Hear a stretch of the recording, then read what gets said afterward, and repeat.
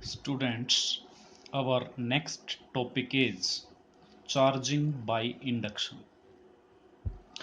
We know that a body can be charged by putting it in direct contact with another charged body or connecting it with charged body by means of a conductor.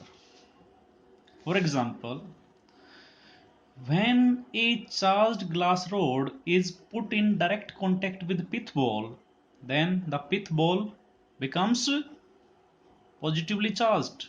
Or when a charged glass rod is connected to a pith ball with the help of a copper wire, then charge from the glass rod is transferred to pith ball through the copper wire. So this is called charging by conduction. We know that a body can be charged by putting it in direct contact with another charged body or by connecting it with the charged body with the help of a conductor. For example, when a pith ball is put in direct contact with charged glass rod, then it acquires positive charge, or pith ball is connected to charged glass rod with the help of a copper wire, then charged glass rod transfers some of its charge to pith ball. So this is called charging by conduction. Now we will study charging by induction. Suppose we have a uncharged metallic conductor. We have a uncharged metallic conductor. When a charged body is brought near it, then some charge of opposite polarity appears on the near face of body B and equal charge of same polarity appears on the farther face of the body B. The total charge on the body B is 0, and in this process body A do not lose any charge because it is not in direct contact with body B. So this phenomena is called charging by induction. This phenomena of charging body B is called charging by induction.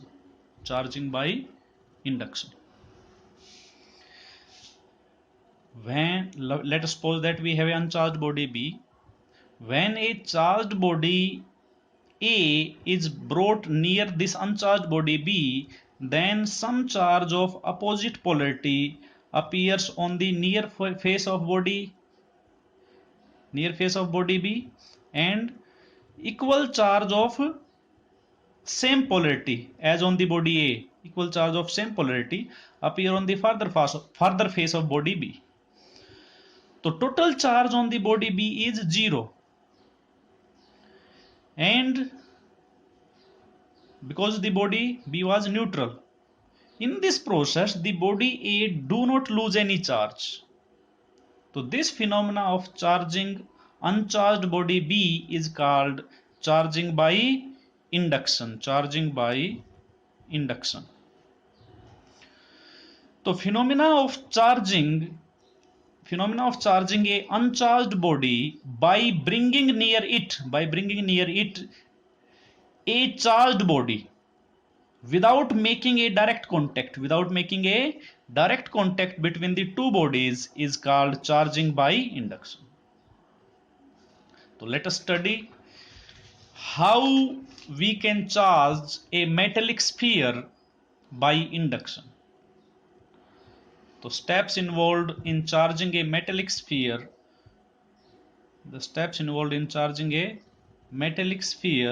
by induction are shown in this figure.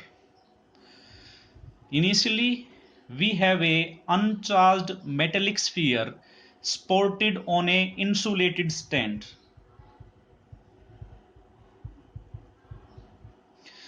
When a positively charged glass rod is brought near the metallic sphere, then free electrons of the sphere, they are attracted toward the positively charged glass rod. So therefore they start piling. They start piling at the near end of the rod. At the near end of the rod, and the farther end of the sphere, this become positively charged to same extent due to deficit of electrons.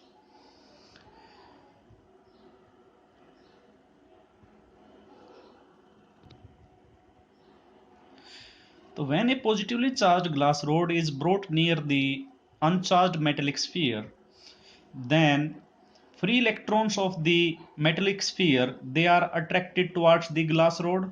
So therefore they start piling at the near end, and the farther end of the sphere, this become positively charged to same extent as the sphere as a whole is electrically neutral. So this redistribution of electric charges on this sphere is instantaneous, and this stops if the net force on the sphere is zero. अगर glass rod को remove करेंगे तो ये redistribution खत्म हो जाएगा. Now when the metallic sphere is grounded, that is when the sphere is connected to earth, by a conducting wire, then electrons flow from ground to sphere, and they neutralize the positive charge of the sphere. However, electrons remain bound at the near end of the glass rod as shown in figure C. When the sphere is disconnected from the ground, then negative charge continue to be bound at the near end of the glass rod. When the glass rod is removed, this negative charge distributes uniformly over the entire sphere. When the glass rod is removed, this negative charge spreads uniformly over the sphere. So this is the process how we can charge a sphere negatively, charge a sphere by induction. Similarly, when a negatively charged rod is brought near the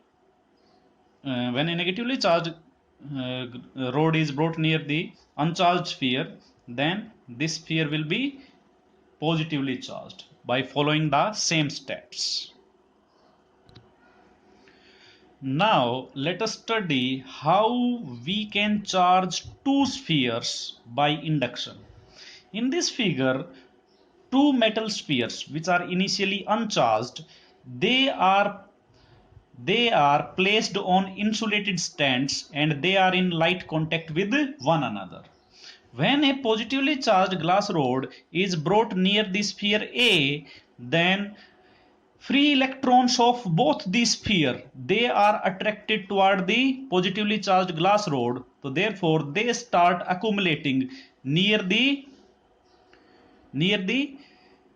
positively charged glass rod on the left surface of sphere A, and the right surface of the sphere B, this become positively charged to same extent because A and B, they were initially electrically neutral.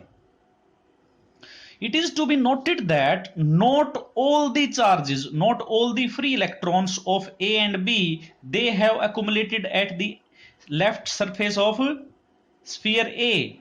This is because when these electrons start accumulating, they repel further electrons. So therefore an equilibrium is reached instantly under the action of force of attraction of glass rod and force of repulsion of negative electrons. Therefore this figure shows the equilibrium state. When the charged glass rod is removed, then spheres A and B, they regain their original neutral state. We keep the glass rod still near the sphere A and separate the sphere A and B by a small distance. So then the position of charges is shown in the figure C. When we remove the glass rod, then position of charges on the two spheres is shown in this figure D.